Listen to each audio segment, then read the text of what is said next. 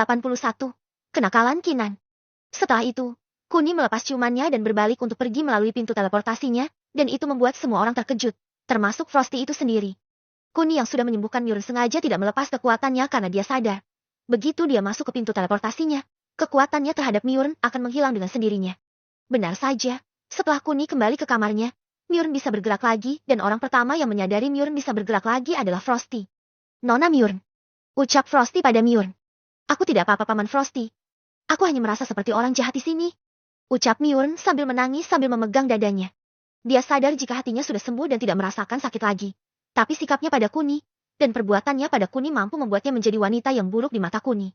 Sementara Kuni setelah sampai di kamarnya, dia dikejutkan oleh Kinan yang sedang tidur itu. Bukan hanya Kinan, Sisel juga tidur dengan Kinan dan membuat Kuni kembali mengenang masa lalu di mana dia sempat berpikir kalau Kinan dan Sisel suka sesama jenis. Kemudian dia tidur di tengah-tengah dan itu membangunkan Kinan yang terkejut begitu melihat Kuni. Kun, ucap Kinan sambil memeluk Kuni. Bagaimana hari ini sayang? Apa semua berjalan dengan lancar? Tanya Kuni pada Kinan. Haf, melelahkan Kun. Keluh Kinan pada Kuni. Oh, berarti kamu capek ya sekarang. Ucap Kuni lagi dan Kinan hanya mengangguk pelan. Kemudian, tanpa berlama-lama lagi, Kuni lalu mencium Kinan penuh dengan perasaan sekaligus membuatnya fit karena Kuni tak ingin membuat semua wanitanya kelelahan. Meskipun begitu, saat tenaga Kinan terisi dengan penuh, birahinya juga ikut terisi karena ciuman Kuni dan itu membuat Kinan malah meminta lebih. Apa kamu serius sayang? Tanya Kuni pada Kinan. Sementara Kinan hanya mengangguk pelan dan langsung mencium bibir Kuni dengan begitu panasnya. Pergulatan bibir tersaji saat Kinan yang sudah sangat bernafsu itu terus-terusan menyerang Kuni dan membuat Kuni sedikit terkejut juga. Mungkin Kuni sudah tahu kalau libido Kinan yang paling tinggi di antara yang lainnya. Tapi itu terjadi saat Kinan sudah sering merasakan tonggak Kuni. Tapi yang terjadi sekarang sungguh kebalikannya karena Kinan baru sekali bercinta dengan Kuni dan hasilnya dia seperti kecanduan. Mungkin karena sudah terlalu lama dia tidak disentuh oleh Kuni. Atau mungkin juga karena bawaan bayinya sehingga libidonya meningkat dengan sangat cepat. Dalam memadu kasih itu, Kinan dan Kuni sama-sama menikmati. Apalagi mereka juga sama-sama menginginkannya sehingga terciptalah suasana romantis dan syahdu di antara mereka. Kun, hahase, hahase, hahase. Desak Kinan saat dia melumat habis bibir Kuni. Sedangkan Kuni tidak tinggal diam. Dia tidak hanya menikmati setiap cumbuan yang dilakukan oleh Kinan, tapi kedua tangannya juga aktif membuat sentuhan-sentuhan yang bisa menaikkan libido Kinan dengan cepat. Dan hasilnya baru 10 menit mereka bergumul. Kinan sudah sangat kepanasan. Begitu juga dengan Kuni. Kemudian, keduanya memutuskan untuk membuka baju mereka secara bersamaan dan pada akhirnya mereka memasuki tahap yang lebih intim lagi. Di sini, Kuni sempat melihat perut Kinan yang sedikit lebih gemuk. Bahkan bisa dibilang kalau perut Kinan seperti kebanyakan makan dan bukan seperti orang hamil karena usia kandungannya yang kurang dari 3 bulan tidak membuat dampak secara signifikan bagi perutnya. Meskipun begitu, Kuni bisa melihatnya dengan mata dewanya kalau janin di kandungan Kinan sehat-sehat saja dan hanya ada pertama. Bukan kembar seperti di masa lalu. Ada apa Kun? Tanya Kinan saat Kuni memperhatikan perutnya. Aku sudah tidak sabar ingin melihatnya tumbuh sayang. Oleh karena itu, kamu harus menjaganya dengan baik. Ucap Kuni yang tersenyum bahagia itu sambil mengelus perut Kinan. Aku akan menjaganya melebihi nyawaku sendiri Kun. Tapi sebelum itu terjadi, bukankah ini kewajibanmu untuk melindunginya secara fisik? Ucap Kinan yang membuat Kuni sedikit kebingungan. Secara fisik, memangnya apa yang harus aku lakukan? Ucap Kuni yang masih tidak memahami maksud dari perkataan Kinan tersebut. Ya kamu harus sering-sering menengoknya dan menanyai kabarnya sendiri. Dengan begitu, bukankah dia akan bahagia karena ayahnya selalu menengok dan menjaganya secara langsung? Ucap Kinan sedikit malu-malu. Sementara Kuni yang baru tahu langsung tersenyum pada Kinan. Dia tak menyangka jika Kinan bisa membuatnya malu dengan perkataan polosnya. Lebih tepatnya perkataan mesumnya yang mengisyaratkan Kuni untuk sering-sering bercinta dengannya. Sungguh kamu wanita yang nakal sayang? Ucap Kuni lalu dia menggeliti Kinan sampai-sampai Kinan tertawa terbahak-bahak dan itu membuat Sisel yang awalnya tidur terlelap, terganggu karena mendengar suara tawa dari Kinan. Tapi betapa terkejutnya Sisel begitu melihat tonggak Kuni yang ada di depannya. Sedangkan Kuni masih tidak menyadari karena dia terlalu asyik bercanda dengan Kinan. Teriakan Sisel dihentikan oleh kesigapan tangan Kuni yang langsung membungkam mulutnya begitu Kuni mendengar teriakan awal dari Sisel. Kemudian Kuni melebarkan kekuatannya untuk mencari tahu apakah ada orang yang mendengar teriakan Sisel. Dan pada akhirnya aman dan teriakan Sisel tidak mengganggu yang lainnya. Sisel diam. Kenapa kamu berteriak? Tanya Kinan pada Sisel. Kemudian Sisel menoleh ke sebelah kanan di mana Kinan berada dan matanya langsung melotot begitu melihat kedua gunung Kinan yang besar dan bergelantungan seperti buah pepaya itu. Haha sih, lepas Kun. Keluh Sisel lalu dia bisa bernafas dengan lega. Jangan teriak Cil. Memangnya kami penjahat apa? Ucap Kuni pada Sisel. Sementara Sisel langsung menunduk karena saat dia melihat kemanapun, Yang dia bayangkan hanya tonggak bergelantung milik Kuni dan juga gunung kembar besar Kinan. Ditanya malah menunduk. Keluh Kinan pada Sisal. Kalian sudah tidak waras. Yang satu bergelantungan satu dan yang satunya lagi bergelantungan kembar. Lalu aku harus menyaksikan kesedihanku apa? Setidaknya hargai perasaanku, karena aku tidak mungkin memiliki yang seperti itu. Terang Sisal tapi tetap dengan menunduk. Meskipun begitu, baik Kuni maupun Kinan bisa menangkap maksud Sisal karena mereka berdua tahu kalau bodi Sisal ramping, tapi memiliki gunung yang sedang-sedang saja. Mungkin karena masih belum tersentuh, sehingga gunung Sisal belum tumbuh sempurna. Karena di masa lalu, bodi Sisal yang ramping dengan gunung yang lumayan menggoda mampu membuat Kuni terlena ketika mereka bercinta. Bab 182, Orgasme pertama dari Sisal. Saat Sisal sedang menunduk, Kuni yang paling memahami jika Sisal cemburu langsung saja mendekatinya. Mendongakkan wajahnya lalu mengulum bibirnya dan itu membuat Sisal terkejut. Meskipun begitu, Sisal tidak melawan karena aroma manis bibir Kuni membuat hidungnya rileks dan tanpa dia sadari, birahi dalam hatinya tumbuh perlahan seiring dengan cumbuan Kuni padanya.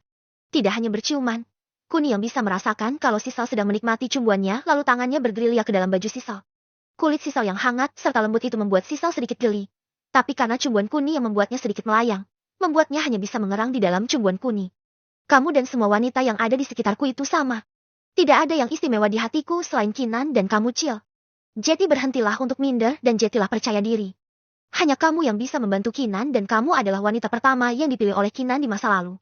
Jetty tidak ada maksud kami untuk melukai perasaanmu. Semua wanita memiliki ciri khas mereka dan kamu juga memiliki ciri khas yang sangat aku sukai. Ucap Kuni dan langsung mengulum bibir Sisal lagi. Meskipun Kuni tidak memberikan penjelasan yang lebih, tapi sejujurnya dia tak bisa menahan hasratnya saat tatapan sayu Sisal memandanginya. Bahkan Kuni tidak bisa melihat tatapan Sisal meskipun hanya sedetik, karena selain Mela, Sisal juga memiliki gaya yang hanya bisa dilakukan olehnya. Dalam keadaan penuh dengan nafsu, Sisal yang sudah tak kuasa itu hanya bisa mengikuti permainan Kuni. Apalagi ini pertama kalinya bagi Sisal merasakan hasratnya setelah sebelumnya Kuni hanya menggodanya saja. Saat Kuni dan Sisal sedang bercumbu, Kinan yang sebelumnya mengamati lalu meraih pundak Kuni dan memeluknya dari belakang. Tak lupa Kinan juga melihat raut wajah Sisal yang sudah kemerahan itu dan membuat dia mengerti kalau Sisal mungkin saja sudah sangat horny sekali. Sudah, Kun. Apa kamu akan menyiksanya seperti ini? Ucap Kinan yang membuat Kuni tersadar. Setelah itu, Kuni melihat lagi raut wajah Sisal dan memang Sisal sedang sangat-sangat menginginkannya. Tanpa berlama-lama lagi, Kuni lalu melepas seluruh pakaian Sisal dan membuatnya telanjang bulat hanya dalam beberapa detik saja. Lagi-lagi minder, itu yang Sisal rasakan ketika dia melihat tubuh mungilnya. Sementara Kuni berciuman dengan Kinan dan mencumbuinya.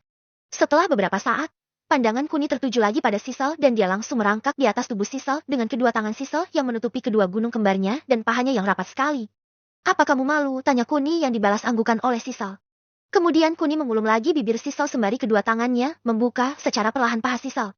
Dengan elusan manja, paha yang semula rapat itu tiba-tiba longgar dan membuat tangan Kuni leluasa menjelajahinya.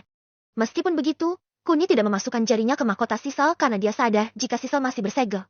Saat birahinya mulai memuncak, saat itu pula pertahan Sisal runtuh dan rasa malunya sudah tak dia rasakan lagi. Dengan nafas tersengalnya, Sisal kembali menatap Kuni dengan tatapan memohon agar Kuni segera menyentuhnya. Apakah kamu siap, Sisal? Ucap Kuni lembut. Sementara Sisal tidak menjawab. Dia hanya memejamkan matanya dan membuat Kuni semakin yakin kalau Sisal juga menginginkannya. Setelah itu, Kuni mengarahkan tonggaknya pada mahkota Sisal yang dibantu oleh Kinan. Pelan-pelan saja, Kun. Ucap Kinan karena dia takut Sisal kesakitan. Sementara Kuni hanya tersenyum pada Kinan lalu dia menoleh ke arah Sisal untuk melihat reaksinya. Saat tonggaknya baru menyentuh permukaan mahkotanya, Sisal seperti tersentak sedikit karena baru pertama kalinya ini terjadi di mana seseorang menyentuh mahkotanya secara langsung. Tahan sebentar, Cil. Ucap Kuni lalu memasukkannya secara perlahan dan pasti. Aci desah Sisal kecil sekali, mungkin karena dia merasakan sedikit sakit dan nyeri meskipun hanya sebentar. Karena sejak awal, Kuni membantunya untuk tidak merasakan rasa sakit di bagian mahkotanya agar dia tidak trauma atau pingsan seperti dulu di masa lalu. Bagaimana, Cil? Sakit gak? Tanya Kinan yang penasaran karena saat melihat tonggak besar milik Kuni bisa memasuki mahkota mini milik Sisal tersebut. Apakah Sisal menjawab? Tentu saja tidak. Mata terpejamnya bisa merasakan dengan sangat jelas kalau ada beda tumpul sedang menyeruak masuk ke mahkotanya. Meskipun begitu, bukan rasa sakit yang dia rasakan, tapi rasa nikmat untuk pertama kalinya dan dia benar-benar menikmatinya. Setelah mentok, Kuni lalu berhenti untuk melihat reaksi Sisal dan Kuni akhirnya tersenyum saat wajah Sisal tidak ada raut wajah kesakitan sedikit pun dan membuatnya lega sekali. Sengaja Kuni menghentikan penetrasinya karena dia masih memandangi wajah Sisal. Beberapa detik kemudian, Sisal yang menyadari jika Kuni berhenti membuatnya membuka mata untuk mencari tahu apa yang sedang terjadi. Apakah sakit, sayang? Tanya Kuni pada Sisal. Sisal hanya menggeleng sekali lalu dia menarik leher Kuni dan mencium bibir Kuni untuk memberikan sensasi yang lebih nikmat lagi. Sedangkan Kuni yang tahu maksud Sisal langsung saja memulai penetrasinya. Dari yang awalnya pelan, sampai tempo yang sedikit cepat. Tubuh Sisal yang awalnya biasa kini semakin bergelinjang tak karuan saat Kuni dengan lihainya membuat Sisal benar-benar menikmati setiap penetrasi yang dilakukan olehnya. Au, Desah Sisal saat Kuni terus menggempurnya. Semakin cepat, semakin keras juga desahan Sisal dan itu membuat Kinan sedikit cemburu. Meskipun begitu, dia yang sudah merasakannya terlebih dahulu tidak membenci Sisal karena dia sadar. Mungkin ini pengalaman pertama bagi Sisal dan dia juga ingin agar pengalaman pertama bagi Sisal akan terus berkesan bagi Sisal.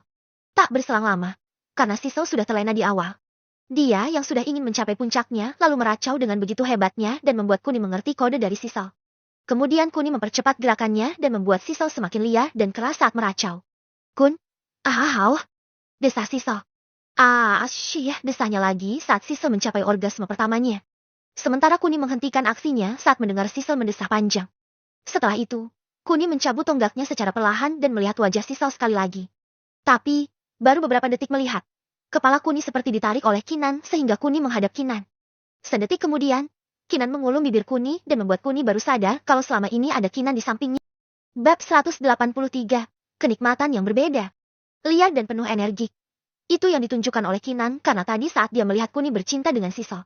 Dia melihat Kuni seperti menahan hasratnya. Sehingga Kinan berinisiatif untuk membuat Kuni kembali ke jati dirinya yang penuh dengan semangat membara akan hasratnya.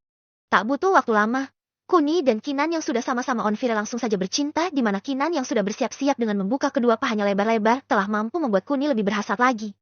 Tanpa bicara, Kuni yang sudah menantikannya langsung saja mendekatkan kepalanya ke mahkota Kinan dan menjilatinya seperti seekor hewan yang sudah kelaparan. Aushkuun. Desah Kinan sambil memegang kepala Kuni agar tidak lepas dari mahkotanya. Juluran lidah dan sedotan-sedotannya telah mampu membuat Kinan melayang-layang tak karuan. Oh Kuun, terus sayaan. Racau Kinan sambil memejamkan matanya, sambil menahan kepala Kuni. Puncaknya, saat Kinan sudah tak tahan. Dia lalu menarik kepala Kuni dan langsung menciumi bibir Kuni dengan lebih liar sekali. Bau khasnya telah membuat Kinan terhipnotis. Sedangkan Kuni sambil mencumui Kinan, dia juga sambil mengarahkan tonggaknya ke mahkota Kinan. Lepaskanlah Sayan. Ucap Kinan lirih kemudian mereka bergumul lagi. Ouchmim. Desah Kinan saat Kuni dengan hentakan hebatnya terus memacu Kinan. Bagaimana Sayan? Apakah sakit? Ucap Kuni sambil terus memantau keadaan Kinan. Dia yang tahu kalau Kinan sedang hamil harus berhati-hati saat bercinta dengannya. Sehingga dia dengan segala upayanya selalu mengawasi Kinan dengan mata dewanya. Meskipun Kuni bisa dikatakan seorang ahli dalam bidang medis, tapi dia belum pernah mencoba mengobati janin. Sehingga dia lebih baik berhati-hati demi situasi yang tidak dia inginkan. Ucap Kinan sambil menggeleng sekali, lalu menarik kepala Kuni lagi dan mereka bercumbu sambil bercinta di mana Kuni yang awalnya hati-hati. Kini dia melepas hasratnya dan bercinta dengan Kinan tanpa harus khawatir lagi. Kun, oh yes, Kun Sayan, Racau Kinan ketika Kuni dengan cepat menggempurnya. Sementara Sisal yang melihat mereka bercinta merasa bergidik ngeri. Meskipun dia sudah merasakannya, tapi dia bisa merasakan tadi kalau Kuni sangat lembut padanya. Tapi sekarang, dia melihat Kuni seperti orang kesurupan dan yang lebih anehnya lagi adalah saat dia melihat wajah Kinan yang sangat menikmati dan bahagia itu. Bukan rasa sakit yang ditunjukkan. Justru wajah bahagianya dan itu semakin membuat Sisal penasaran. Terus Sayan, lebih keras, lebih hamem.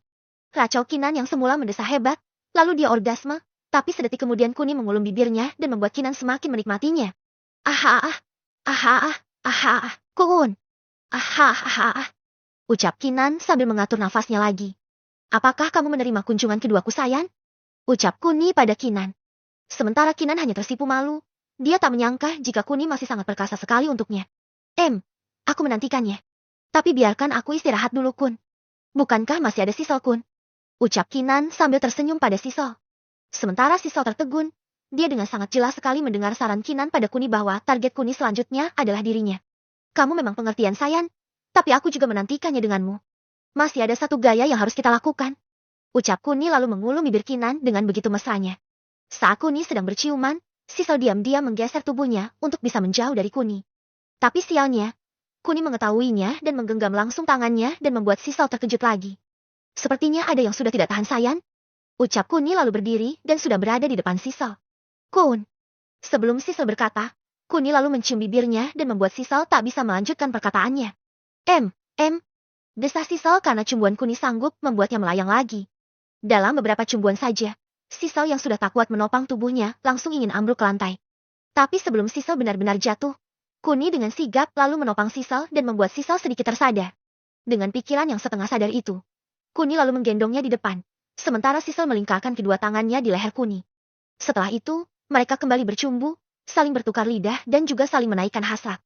Dan pada akhirnya, saat Sisal benar-benar terbang melayang karena cumbuan Kuni, matanya seketika terbelalak saat Kuni memasukkan tonggaknya di mahkotanya dalam posisi di depan. Sedikit nyeri dan serasa robek lagi. Itu yang dirasakan oleh Sisal sebelum akhirnya dia merasakan kenikmatan yang jauh lebih nikmat lagi. Belum hilang rasa nikmatnya yang tadi. Kini Kuni memberikan kenikmatan lagi dan ini mampu membuat Sisal kembali bersemangat. Bersemangat dalam artian menikmati setiap tusukan-tusukan yang dilakukan oleh Kuni. Bahkan dalam posisi ini juga, Sisal bisa lebih merasakan kalau mahkotanya terasa lebih sempit, atau tonggak Kuni yang terasa lebih besar lagi. Tapi yang jelas, kenikmatan seperti ini baru dia rasakan dan kali ini berbeda dengan yang pertama tadi. Kun, aku M. Desah Sisal tak bisa berkata-kata lagi. Sebelum Sisal melanjutkan ucapannya, Kuni selalu membungkamnya dengan mulutnya, dan itu membuat Sisal semakin melayang dibuatnya. 5 menit sudah berlalu dalam posisi yang sama di mana Sisal yang digendong selalu merasakan kenikmatan yang tiada tara di dunia ini. Meskipun tubuhnya lemas, tapi batinnya selalu menginginkan perasaan ini, di mana jiwanya benar-benar terpuaskan oleh Kuni. Oh Kun, aku mau terus Kun. Terus, ya. Teriak Sisal panjang sekali saat Kuni dengan ganasnya menghujam mahkotanya. Setelah itu, Kuni membaringkan Sisal dengan lembut sambil melirik Kinan yang sedang melongo itu. Saat Kuni mencabut tonggaknya, tangan Sisal menarik lengannya, seolah-olah dia ingin melanjutkannya lagi dan itu membuat Kuni senang sekarang. Kamu akan mendapatkan gilirannya. Ucap Kuni lalu mencium bibirnya dan salah satu tangannya menarik Kinan di pangkuannya. Setelah beberapa saat, Kuni lalu melepas ciumannya pada Sisal dan berbisik pada Kinan. Mendengar bisikan Kuni, Kinan terkejut bukan main. Dia tak menyangka jika Kuni meminta hal yang menurutnya aneh, tanpa dia duga kalau posisi yang diminta oleh Kuni akan menjadi posisi favorit untuknya mulai dari sekarang. Bab 184, aku ragu kamu manusia Kun. Apa kamu serius menginginkannya Sayan? Ucap Kinan tak percaya. Cobalah Sayan, aku yakin kamu pasti akan menyukainya. Ucap Kuni mencoba meyakinkan Kinan. Dengan rasa penasaran yang tinggi, Kinan lalu menuruti permintaan Kuni dan itu membuat Sisal kembali terkejut. Pantat sedikit besar dengan mahkota yang menggerahkan membuat Sisal tak percaya jika Kinan lebih menggoda dalam posisi digi style. Sedangkan Kuni langsung berada di belakang Kinan dengan mengarahkan tonggaknya menuju ke mahkota Kinan. Saat Kuni baru memasukkan kepalanya saja, Kinan seperti tersetrum aliran listrik di mana rasa terkejutnya menjalar ke seluruh tubuhnya. Meskipun begitu, perasaan yang hanya sedetik itu berubah ketika Kuni dengan perlahan dan pelan memasukkan ke mahkota Kinan dan membuat Kinan sedikit mendesah. Tak berselang lama, setelah masuk semua, Kuni memastikan sekali lagi kondisi tubuh Kinan sebelum dia benar-benar menghujam Kinan habis-habisan. Kun. Oh iya aku Un. Oh iya wah syah Desah Kinan yang berirama dengan hujaman-hujaman yang dilakukan oleh Kuni. Bagaimana Sayan? Kamu menikmatinya bukan? Ucap Kuni sambil mempercepat tempo tusukannya. Oh iya sayaan. Nikmat Sayan. Enak sayaan. Racau Kinan saat Kuni dengan liarnya mendorong tonggaknya kuat-kuat. Sementara Kinan hanya mendesah. Sisal yang melihat betapa liarnya permainan yang ditunjukkan oleh Kuni membuatnya lagi-lagi sedikit ilfil. Meskipun begitu, tak bisa dipungkiri kalau permainan yang dilakukan oleh Kuni mampu membuatnya melayang-layang tak karuan dan itu sempat dia rasakan. Bahkan rasanya masih belum hilang sampai sekarang. Sehingga saat mendengar desahan Kinan yang keras dan berirama itu, membuat Sisal kembali horny dan dia langsung berinisiatif memeluk Kuni dari samping sambil mencoba menggapai bibir Kuni. Kuni yang tahu maksud Sisal langsung saja menyambar mulut Sisal dan pada akhirnya, mereka benar-benar melakukan adegan threesome di mana mereka tidak bergantian lagi. Tapi saling melengkapi di mana saat Kuni menghajar Kinan, Sisal mencumbuinya. Begitu pula sebaliknya, saat Kuni bercinta dengan Sisal, Kinan mensupportnya dengan ikut andil dalam percintaan mereka. Tak terasa, pagi telah berlalu dan baik Kinan maupun Sisal sama-sama terkapar di kasur dengan nafas tersengalnya sejak 6 jam yang lalu. Malam panjang bagi mereka bertiga dilalui dengan peluh dan juga dengan kebahagiaan yang nyata di mana Kinan yang sudah sangat merindukan sentuhan Kuni, serta Sisal yang baru saja mengalami pengalaman yang tak akan pernah dia lupakan seumur hidupnya di mana Kuni berhasil membuatnya merasakan kenikmatan itu berkali-kali. Dari permainan Kuni malam tadi, Sisal akhirnya tahu kalau Kuni memang pantas dilayani oleh beberapa wanita sekaligus. Bahkan dia sedikit ragu apakah dia bisa melayani Kuni seorang diri. Meskipun dia tidak ingin membayangkannya. Tapi dalam hatinya, Sisal tak ingin melakukannya karena dia sadar jika dirinya tak akan mampu melayaninya sendiri. Bagaimana bisa Sisal berpikiran seperti itu? Melayani Kuni berdua saja sudah membuatnya terkapar. Apalagi melayani seorang diri. Hei, untuk apa melamun Cil? Ucap Kuni yang menyadarkan Sisal dari lamunannya. Tidak Kun. Aku hanya sedang membayangkan betapa perkasanya kamu. Ucap Sisal sedikit malu-malu. Iya Yang Kun. Aku seperti tidak punya tenaga sekarang. Apalagi aku harus ke kantor hari ini. Keluh Kinan pada Kuni. Ke kantor? Apa kantornya sudah jadi? Ucap Kuni sedikit terkejut karena dia tak mengetahuinya. Hari ini pembukaannya. Tapi aku tidak tahu harus melakukan apa. Bukankah kamu tahu sendiri kalau aku tidak pernah menjadi orang penting Yang Kun? Keluh Kinan lagi. Kamu jangan khawatir. Bukankah kamu tidak sendirian Sayan? Kamu bisa meminta Sisal dan Dewi untuk menemanimu. Ucap Kuni pada Kinan. Aku mungkin tidak akan bisa datang Kun. Lihatlah tubuhku ini. Remuk semua. Keluh Sisal karena dia untuk bangun saja mungkin membutuhkan waktu yang lumayan lama. Kalian jangan khawatir. Sini mendekatlah dan cium aku. Ucap Kuni sambil menarik mereka berdua. Kun, apa kamu masih menginginkannya? Bisakah kamu cari yang lain saja? Ucap Kinan yang mendapat anggukan dari Sisal. Apa yang kamu katakan Sayan? Aku bisa bercinta dengan siapapun yang aku inginkan. Kalau kamu tidak percaya, sini-sini. Ucap Kuni pada Kinan lalu mencium Kinan. Kurang dari 5 detik, energi Kinan meluap-luap dan itu membuat Kinan terkejut karena rasa letih, lesu dan lunglaya setelah bercinta dengan Kuni lenyap seketika. Kemudian Kuni melakukan hal yang sama pada Sisal dan membuat Sisal juga ikut terkejut karena merasakan hal yang sama dengan Kinan. Kun ini? Ucap Kinan seraya tak percaya. Kamu ini, bukankah aku sudah sering menunjukkannya padamu kalau aku bisa melakukan apapun yang aku mau? Ucap Kuni sambil mengelus rambut Kinan. Setelah itu, Kinan yang merasa terpesona oleh Kuni langsung menyadarkan kepalanya di bahu Kuni. Bahkan dia tak pernah menyangka jika Kuni begitu sangat menyayanginya sehingga dia bisa merasakan cinta yang besar untuknya. Meskipun dia sadar, masih ada banyak sekali wanita di samping Kuni. Tapi Kinan tidak pernah cemburu karena dia sudah mengetahui sekarang kalau Kuni selalu menjaga wanita-wanita ini secara adil dan sama. Bahkan dia merasa sedikit istimewa karena namanya digunakan sebagai nama perusahaan yang didirikan oleh Kuni, dan bukannya menggunakan nama keluarga Kuni sendiri. Memikirkan semua itu membuat Kinan merasa bahagia sekali. Laki-laki yang mencintainya, sahabat yang tulus serta rasa aman akan hidupnya membuat Kinan tak butuh apa-apa lagi. Kini yang ada di benak Kinan adalah untuk menjaga janin dalam rahimnya dan melahirkannya. Membesarkannya dan menjaganya. Sebuah keinginan yang hampir sama dengan wanita-wanita lainnya. Tapi apakah itu mampu Kinan wujudkan? Selain itu, dia masih meragukan apakah Kuni benar-benar manusia. Mengingat banyak sekali hal yang tidak bisa dipikir dengan nalar manusia. Teleportasi, hanya dengan berciuman saja sudah bisa membuat tenaganya pulih kembali. Dan luka yang bisa sembuh dengan sempurna. Itu adalah keanehan lainnya yang membuat Kinan sangat penasaran dengan Kuni. Apa yang kamu pikirkan Sayan? Apakah kamu masih tidak mempercayaiku dan masih meragukanku lagi? Tanya Kuni pada Kinan. Haha, mungkin kamu benar. Aku ragu kamu bukan manusia Kun. Karena banyak sekali hal-hal mistis yang ada di sekitarmu. Apakah kamu benar-benar manusia? Ucap Kinan liris sekali. Bab 185. Tujuan awal Kuni. Mungkin yang kamu katakan benar Nan. Kuni seperti alien buatku karena dia datang secara tiba-tiba dan kemudian mengambil semua yang aku punya. Itu yang tidak bisa aku terima darinya. Timpal Sisal yang sepertinya sangat menyimpang sekali dari arah pikiran Kinan. Hei, tunggu Cil. Aku tidak terima dengan tuduhanmu itu. Bukankah sejak awal ayahmu sendiri yang sudah memutuskannya kalau dirinya akan menyerahkan seluruh hartanya agar dia bisa hidup? Sekarang aku sudah menyembuhkannya. Bukankah aku berhak mendapat hadiahnya? Ucap Kuni mencoba mengingatkan Sisal. Meskipun Kuni berbicara sangat jelas sekali, tapi nazar yang dilakukan oleh Rudy adalah nazar yang hanya diketahui oleh Rudy itu sendiri. Dan pada saat Kuni kembali ke masa lalu, Sisal jelas tak bisa menerimanya, karena sejak kembali ke masa lalu, Rudy tidak berkata apa-apa pada Sisal. Hal inilah yang mendasari argumen Sisal bahwa Kuni merebut seluruh asetnya. Terlepas dari tuduhannya, Sisal lupa kalau Kuni hanya membantunya dan tidak pernah sekalipun menginginkan aset keluarga kecil milik keluarganya. Bahkan sekarang, setelah dia mengetahui bahwa Dewi bagian dari keluarga Jayandaru yang merupakan keluarga terkaya di dunia, membuat Kuni semakin menganggap remeh keluarga Sisal.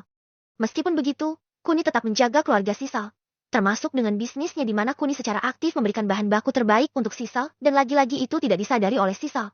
Tapi tetap saja, gara-gara kamu ayahku pergi. Sekarang aku ingin bertemu dengannya. Tapi aku tidak tahu apakah aku bisa ke sana. Ucap Sisal sedikit mengeluh pada Kuni. Sementara Kuni sedikit terkejut. Apakah Sisal sudah mengetahui keberadaan ayahnya sesuai dengan permintaan Kuni? Sisal, apa kamu sudah mengetahui keberadaan ayahmu? Ucap Kuni bertanya pada Sisal. Sudah Kun. Kata pamanku, ayah sedang berlibur ke Hal County. Kami sepertinya memiliki bungalow di sana sehingga aku yakin pasti ayah sedang di sana. Ucap Sisal yakin sekali. Apakah kamu pernah ke sana Sayan?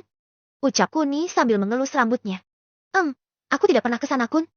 Ucap Sisal sambil menggeleng pada Kuni. Akan sulit kalau kamu tidak tahu gambaran situasi di sana Sayan. Ucap Kuni lagi. Gambaran? Aku memiliki fotonya Kun. Sebentar aku cari. Ucap Sisal lalu dia bergegas berdiri seolah-olah dia berpakaian lengkap. Sisal, bajumu. Teriak Kinan yang membuat Sisal menyadarinya. Dengan senyuman canggungnya, Sisal lalu kembali untuk mengambil bajunya dan mengenakannya. Sementara Kinan dan Kuni masih berpelukan sambil melihat Sisal pergi. Setelah beberapa saat, Sisal kembali dengan sebuah kertas di tangannya. Ini Kun, apa kamu bisa ke sana? Tanya Sisal sambil menunjukkan sebuah kertas pada Kuni. Kemudian, baik Kinan maupun Kuni melihat sebuah bungalow yang sangat indah. Bahkan tidak hanya satu, tapi ada puluhan bungalow di foto tersebut dengan jarak yang lumayan jauh. Ini bagus sekali, Cil. Sanjung Kinan karena tinggal di bungalow hanyalah hayalannya saja. Apa kamu ingin ke sini? Kita bisa ke sini sekarang juga. Ucap Kuni menawarkan pada Kinan. Haha Ze, sepertinya itu mustahil. Aku harus mengurus perusahaan sehingga aku tidak akan punya waktu untuk ke sana. Ucap Kinan sedikit mengeluh. Kamu jangan khawatir sayang. Malamnya kita bisa tidur di sana. Dan paginya kita bisa kembali lagi ke sini dengan cepat. Bukankah kamu tahu kekuatanku di luar nalar manusia? Mendengar ucapan Kuni, Kinan sedikit melamun sebentar sebelum wajahnya berseri-seri karena saran dari Kuni ada benarnya juga. Tapi masalahnya, Kinan tidak memiliki bungalow. Sehingga dia menginap pun harus membuat reservasi terlebih dahulu. Lupakanlah Kun. Aku tidak ingin merepotkan hidupku hanya gara-gara bungalow ini. Lebih baik aku fokus untuk mengembangkan Kinan Group, sehingga aku tak mungkin memiliki waktu untuk bersantai. Ucap Kinan lagi. Mendengar keluhan Kinan, Kuni hanya tersenyum. Mungkin karena Kinan masih belum paham dengan sistem di perusahaannya, kalau bukan mereka yang membuat jadwal, tapi Kinan sendiri yang mengatur jadwalnya. Meskipun begitu, Kuni tidak ingin menjelaskannya pada Kinan karena dia ingin Kinan menyadari kalau dirinya adalah orang terpenting di dunia saat ini. Dasar gadis konyol, kamu akan menyadarinya nanti. Ucap Kuni dan semakin erat memeluk Kinan. Semua yang Kuni lakukan saat ini bukan untuk Kinan Group, tapi untuk kebebasan waktu seluruh wanita yang ada di sampingnya. Untuk bisa memiliki waktu yang tak terbatas, maka Kuni harus menjadikan Kinan Group salah satu perusahaan terbesar di dunia. Dengan begitu, mereka yang ada di Kinan Group akan memiliki waktu yang bisa mereka atur sendiri. Oh ya Kun, Paman Surya kemarin sangat menyanjung kepiting dan juga lobster yang kamu bawa. Beliau meminta bahan itu lagi kalau kamu tidak keberatan. Kalau bisa, dalam minggu ini lobster dan kepitingnya harus ada. Apa kamu sanggup Kun? Tanya Sisal mengutarakan permintaan dari pamannya itu. Semua bisa diatur Cil. Tapi aku harus meluruskan semua masalahnya terlebih dahulu. Bukankah gara-gara video yang diputar oleh Eva, sekarang perusahaanmu sedang kacau? Jadi lupakan dulu permintaan pamanmu. Aku ingin kamu menyelesaikan masalah perusahaanmu dulu. Untuk itu kamu jangan khawatir Kun. Pak Min dan Mika sudah menghandlenya. Ternyata yang tertulis di sana itu hanya kedok saja. Ayahku memang menyewa organisasi pembunuh, tapi itu untuk melindunginya ke tempat yang aman. Bukan untuk membunuhnya. Terang Sisal pada Kuni. Apakah kamu yakin? Dari mana kamu mengetahuinya? Tanya Kuni yang penasaran. Itu karena mantan pegawai kami yang pernah melihat orang yang diduga terbunuh Kun. Usut punya usut. Dia memalsukan kematiannya karena kedua orang tuanya yang selalu menyiksa anak dan istrinya. Sehingga dia memilih jalan seperti itu dan ayahku yang membantu mereka di tempat baru sampai mereka benar-benar mandiri sekarang. Bahkan jika kamu tahu, anak orang tersebut sedang sekolah di kota ini dengan beasiswa dari keluargaku. Terang sih selengkap sekali. Syukurlah jika masalahnya tidak serumit itu. Tapi aku masih khawatir dengan keselamatanmu. Jadi jangan pernah pergi sendiri. Dan selalu bawa pengawal untuk menjagamu. Ucap Kuni lagi. Mendengar betapa perhatiannya Kuni, membuat Sisal semakin senang. Begitu juga dengan Kinan yang juga ikut senang karena sesuai dengan harapannya bahwa Kuni harus menjaga semua wanita yang bersamanya saat ini. Hal ini demi tujuan utama Kuni kembali ke masa lalu yaitu menjaga dan melindungi orang-orang terkasihnya. Bab 186. Rencana lainnya dari Eva. 3 hari telah berlalu saat Kinan dan beberapa wanita di sekitar Kuni sibuk dengan pembukaan kantor Kinan Group yang mana ada 6 wanita yang mendukung Kinan. Di antaranya, Sisal, Mona, Vela, Lise, Steffi dan juga Stella. Sebenarnya masih ada Vania. Tapi Kinan masih belum bertanya secara pribadi pada Vania sehingga dia melewatkannya. Sedangkan untuk Dewi, Kuni ingin Dewi fokus pada keluarga Jayandaru. Salta pada kerajaannya dan Mela difokuskan oleh Kuni untuk merawat neneknya. Semua sudah Kuni pikirkan matang-matang mengenai peran dari masing-masing wanitanya, di mana hanya Puspita yang dibebaskannya. Semua itu Kuni lakukan karena Puspita pernah tertekan sebelumnya. Dan mengenai cita-citanya, Kuni sudah mengatakan pada Puspita bahwa dia akan membuat cafe untuknya sehingga Puspita tidak harus membantu Kinan. Selain itu, basic yang dimiliki oleh Puspita ada di cafe dan itu yang menjadi acuan utama bagi Kuni untuk membuat sebuah cafe yang harus dikelola oleh Puspita secara pribadi. Kun, apakah sekarang kita bisa menemui ayahku? Tanya Sisal pada Kuni. Tentu saja, tapi biarkan aku bertemu dengan Eva sebentar. Selain itu, aku harus menanyakan pada Zelda apakah ada keluhan dari negara yang lainnya. Terang Kuni pada Sisal. Baiklah, aku akan menunggumu Kun. Jangan hanya menunggu Sayan. Apa kamu tidak ingin berkemas? Ucap Kuni. Berkemas, untuk apa Kun? Aku hanya ingin menemuinya saja. Ucap Sisal. Oh oke, aku akan pergi dulu. Ucap Kuni lalu dia pergi ke ruangan Eva. Di dalam ruangan Eva, Kuni seperti melihat Eva yang lebih kurus dari biasanya. Mungkin jam tidurnya yang kurang, sehingga membuat tubuhnya menurun secara perlahan dan itu tidak disadari oleh Eva. Tapi, saat melihat ruangannya yang bersih, membuat Kuni lebih terheran lagi karena biasanya bungkus camilan akan berserakan di mana-mana. Eva, ucap Kuni sedikit keras dan itu tidak mengejutkan Eva. Apa ini? Kenapa kamu tidak terkejut? Tanya Kuni sedikit keheranan. Lihatlah ini. Aku akan mengetahui kalau kamu datang hanya dengan gambar layar yang buram. Terang Eva santai dan itu adalah langkah yang diambil oleh Eva sejak perusahaan Kinan Group secara resmi dibuka sejak 3 hari yang lalu. Oh, bagus sekali. Kalau begitu, apakah ada perkembangan terbaru dari rencana awal kita? Tanya Kuni pada Eva. Semua berjalan di tempat. Video yang aku putar memang memberi dampak. Tapi Jasnan tidak bergeming karena dirinya tidak terlibat. Tapi 1 jam yang lalu, aku mendengar kalau Jasnan pergi ke arah kita seorang diri. Entah apa yang ingin dia lakukan tapi sepertinya itu bukan kabar yang baik untuk kita. Terang Eva lagi. Mendengar penjelasan Eva, Kuni tak bisa memikirkan maksud dan tujuan Jasnan. Tapi jika dia datang seorang diri, bukankah itu sesuatu yang sangat berbahaya mengingat negara Java sedang kacau saat ini? Biarkan dia datang, aku akan menghadapinya sendiri. Ucap Kuni santai. Aku sudah menduganya Kun. Tapi aku punya kabar terbaru buatmu. Meskipun Mohan belum melaporkannya padaku kalau 3 jam yang lalu. Mohan pergi ke kota Plu karena keluarga Brian. Dini Brian ingin membeli persediaan kita yang ada di sana. Terang Eva yang kali ini membuat Kuni sedikit terkejut. Kuni terkejut karena Mohan yang datang menemui Dini, bukannya Dini yang datang menemuinya di kota Purple. Eva, kenapa kamu membiarkan Mohan yang datang ke sana? Kenapa tidak kepala keluarga Brian yang datang ke sini? Bukankah itu sama saja dengan kamu merendahkan pegawai Kinan Group? Aku tidak suka cara yang kau pakai ini. Bukankah sudah aku jelaskan di peraturan perusahaan nomor 18 kalau siapapun yang ingin bekerja sama dengan Kinan Group, maka mereka harus mengikuti peraturan yang dibuat oleh Kinan Group. Dan salah satu poinnya adalah menemui pihak Kinan Group dan menunggu pihak Kinan Group yang mengatur jadwalnya. Terang Kuni mencoba mengingatkan Eva. Sementara Eva santai sekali menanggapi penjelasan Kuni karena bukan itu tujuan utamanya. Selain itu, kepala keluarga Brian termasuk ke dalam orang yang menyewa organisasi pembunuh dan itu mungkin tidak disadari oleh Kuni. Hanya gara-gara namanya mencuat, membuat Dini Brian tak akan bisa keluar dari rumahnya dengan bebas. Itu sebabnya Dini ingin membeli persediaan Kinan Group dengan harga yang sangat tinggi demi keberlangsungan hidupnya dan keluarganya. Kamu tenang dulu Kun. Aku mengingat betul seluruh peraturan yang kamu buat. Tapi aku menyuruh Mohan ke sana karena tujuan utama mereka adalah menagih hutang pada keluarga Akbar. Dan untuk masalah keluarga Brian, aku sudah mengatakan pada Mohan kalau mereka tidak harus bertemu di kediaman keluarga Brian. Tapi mereka harus ketemu dengan Mohan di kediaman Tuan Renes. Bukankah dengan begitu keluarga Brian sama saja dengan mengikuti arahan dari Kinan Group? Terang Eva pada Kuni. Mendengar nama keluarga Akbar, membuat Kuni teringat dengan Kela. Wanita yang menurutnya cantik. Tapi Kela seperti menolak Kuni. Meskipun begitu, Kuni tak menyangka jika hutang keluarga Akbar yang hanya secil itu masih ditagih oleh Eva. Kuni yakin jika dalang dibalik semua ini pasti Sisal. Karena keluarga Akbar berhutang pada Sisal. Hanya saja, alasan kenapa Sisal menagihnya masih menjadi misteri karena selain tak ada kata dari Sisal. Kuni sedikit lupa karena tujuannya belum juga tercapai. Jika itu alasanmu, mungkin ada benarnya juga. Tapi aku harus memastikan keluarga Akbar tidak macam-macam dengan Mohan. Karena mereka termasuk keluarga yang sudah aku binasakan di masa lalu. Terang Kuni pada Eva. Kamu jangan khawatir karena Tuan Handi ikut mengawal Mohan.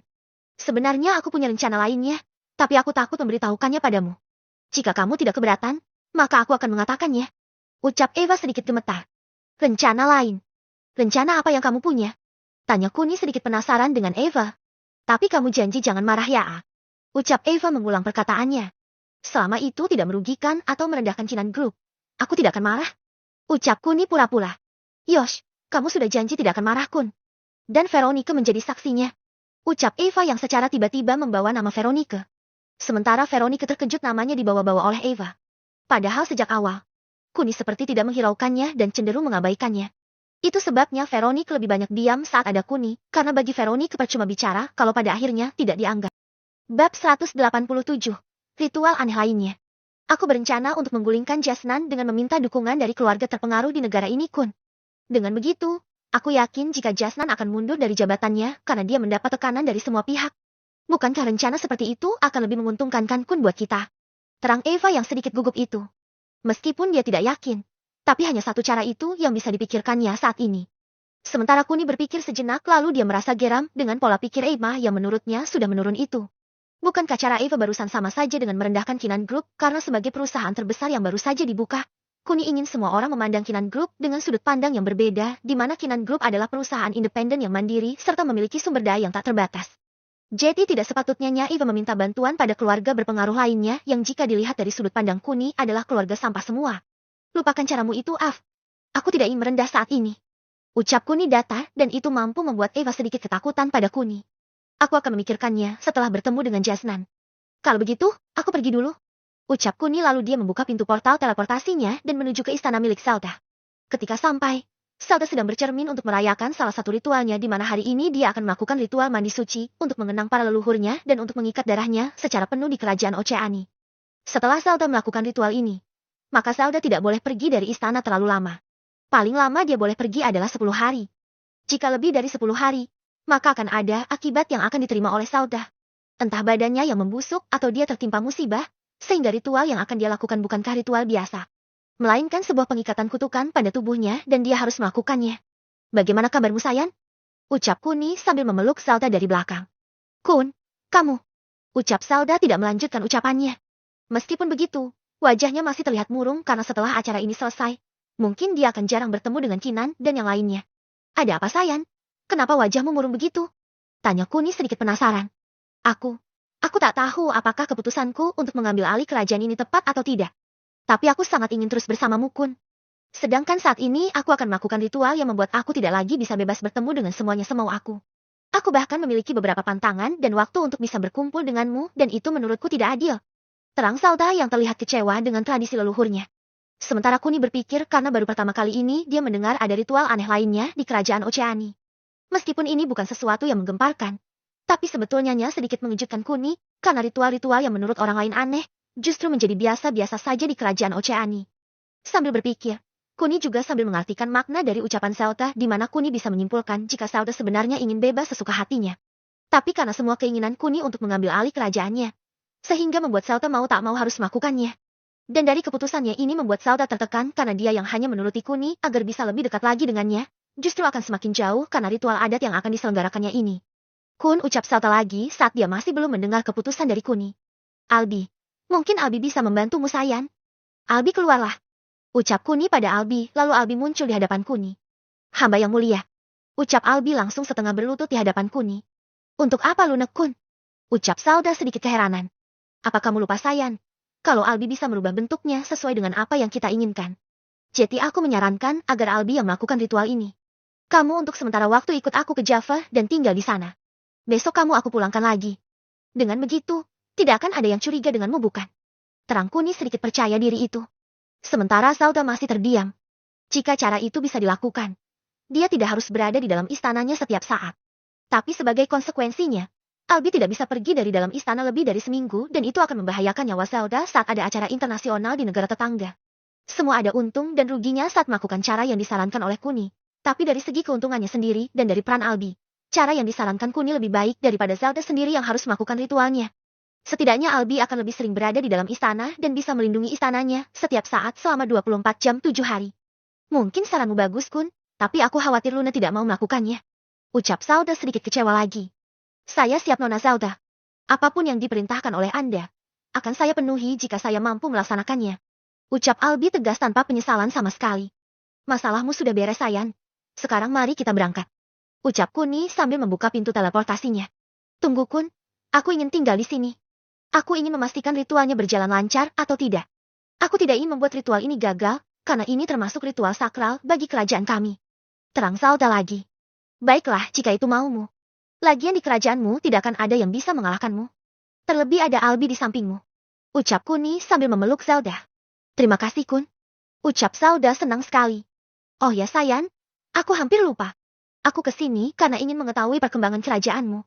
Apakah ada yang berbuat onar belakangan ini? Tanya Kuni lagi. Sementara Zelda hanya menggeleng lalu mulutnya berkata bahwa tidak ada masalah yang lainnya.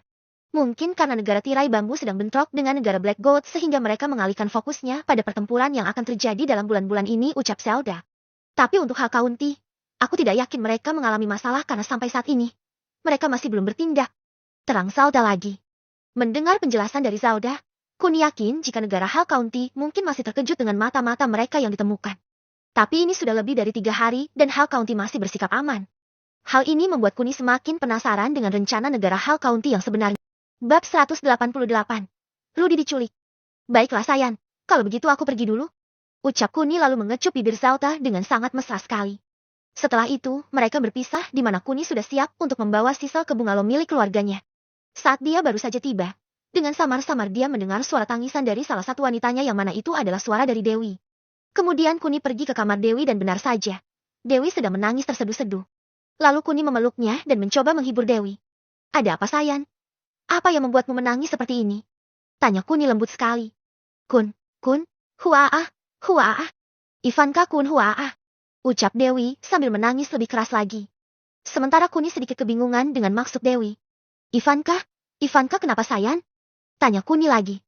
Ivanka meninggal Kun. Dia Bun Hadir Kun. Huaah. Ucap Dewi sambil menangis lebih keras lagi. Kurang beberapa bulan lagi sebelum jabatannya sebagai ketua yayasan diambil alih oleh Ivanka, ternyata sebelum itu terjadi, Ivanka telah lebih dulu meninggal dan itu membuat Dewi sangat terpukul. Bukan hanya soal yayasannya, tapi ini mengenai persahabatannya dan juga soal usahanya menyelamatkan Ivanka dengan membawa Kuni. Dan hasilnya sekarang, Ivanka tetap saja MT meskipun waktunya yang berbeda. Sementara Kuni mendengar Ivanka mati hanya bersikap biasa. Kuni sudah menduganya jika cepat atau lambat. Ivanka pasti akan mengetahui apa yang coba disembunyikan darinya. Dan langkah yang akan diambil oleh Ivanka adalah dengan cara Bun Hadir seperti ini. Sudah Sayan. Mungkin ini sudah takdirnya. Mungkin Ivanka tidak kuat menahan tekanan batinnya sehingga dia memilih mengambil jalan pintas dengan membebaskan jiwanya. Bukankah kamu seorang wanita? Harusnya kamu mengerti dengan perasaannya dan jalan yang diambil olehnya sangatlah tepat sekali. Daripada dia harus menanggung malu selama sisa hidupnya, bukankah membebaskan jiwanya adalah cara terbaik yang dia lakukan saat ini?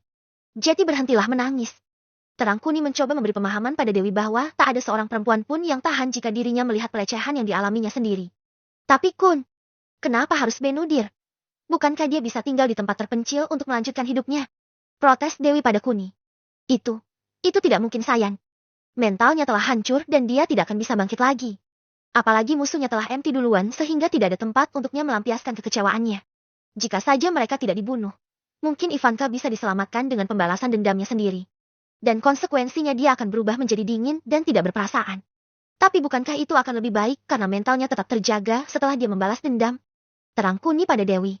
Mendengar penjelasan dari Kuni, membuat Dewi sedikit tenang. Meskipun begitu, Dewi masih menyayangkan sikap Ivanka yang melakukan cara menyimpang itu. Mungkin kamu kecewa. Tapi masih ada aku bukan? Batin Dewi sambil menangis terus-menerus. Kemudian Kuni menemani Dewi beberapa jam dan itu membuat Sisal terlalu lama menunggu Kuni. Karena sudah tak sabar, Sisal lalu menelpon Kuni dan mengatakan kalau dia sudah siap sejak beberapa jam yang lalu. Baiklah Sayan, aku akan memanggil Kinan untuk menemanimu. Karena aku masih ada janji dengan yang lainnya. Jika kamu butuh sesuatu, kamu bisa menghubungiku karena aku akan berada di negara Hell County. Terang Kuni pada Dewi. Meskipun Dewi mendengar ucapan Kuni, tapi dia tidak merespon karena pikirannya dipenuhi oleh semua kenangan tentang Ivanka. Setelah itu, Kuni menceritakan secara singkat pada Kinan dan membuat Kinan bergegas ke kamar Dewi. Sementara Kuni langsung pergi ke kamar Sisal dan mendapati Sisal sedang duduk sambil cemberut padanya. Maafkan aku Sayan. Tadi ada urusan sangat mendesak sekali sehingga aku telat mengabarimu. Ucap Kuni sambil mencium bibir Sisal dan berharap Sisal tidak akan marah padanya. Tidak apa-apa Kun. Ayo kita segera berangkat. Ucap Sisal sedikit senang kali ini. Setelah itu, mereka masuk ke pintu teleportasinya dan terkejut begitu melihat suasana yang petang dan juga terlihat jelas ruangan yang dikunjungi oleh Kuni sangat berantakan sekali. Kosong ucap Kuni lirih saat dia tak merasakan ada orang di dalam bungalow tersebut. Apa benar ini bungalow milik keluarga Mucil? Tanya Kuni pada Sisal. Sepertinya Kun. Coba aku lihat ke depan. Ucap Sisal lalu dia berjalan ke arah pintu depan. Kemudian Sisal melihat alamat bungalownya dan benar ini bungalow milik keluarganya. Ayah! Ayah! Teriak Sisal sesaat setelah memastikan. Diam Sayan, di sini tidak ada orang. Ucap Kuni lalu menghidupkan lampu yang sempat mati itu. Setelah lampu menyala, Kuni bisa melihat dengan jelas kalau ada CCTV di ruang tamu tersebut, dan dia mencoba mencari tahu melalui kekuatannya tentang ruangan kontrol CCTV. Sayan, ayo ikuti aku. Ucap Kuni lalu dia berjalan masuk ke sebuah ruangan yang mana bisa disebut ruang kontrol yang ada di bawah tanah. Berdebu dan sedikit menyeramkan. Itu yang dirasakan oleh Sisal. Meskipun sudah ada Kuni di depannya, tapi dia masih ketakutan karena hawa di sekitarnya yang sangat menyeramkan sekali. Setelah sampai di ruang kontrol, Kuni lalu mengontak-atik komputer di depannya dan menemukan rekaman CCTV yang dia cari.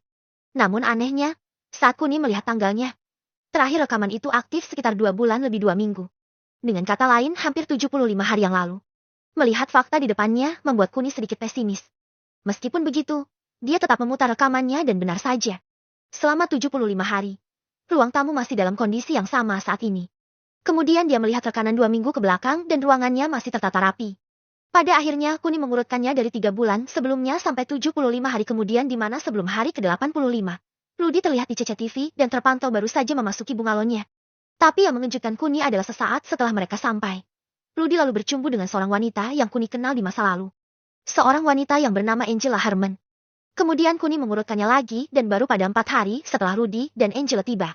Di malam yang sunyi menjadi tragedi saat beberapa orang yang berjumlah sekitar 6-8 orang masuk secara paksa lalu menyandera Rudy dan Angela. Saat melihat tragedi ini, membuat Sissel ingin menangis. Sementara Kuni merasa heran karena sudah hampir 3 bulan penculikan ini terjadi, tapi dari pihak penculik tidak ada yang menghubunginya ataupun menghubungi Sissel. Sehingga Kuni berasumsi kalau ini murni karena kasus perampokan bias. Bab 189, Kelompok Sejuja, Pulau Mervan. Saat melihat tragedi yang menimpa ayahnya, Sissel tak kuasa untuk menangis. Sedang Kuni terus mencari petunjuk dari rekaman CCTV dan tidak menemukan sesuatu yang penting selain mobil besar si penculik.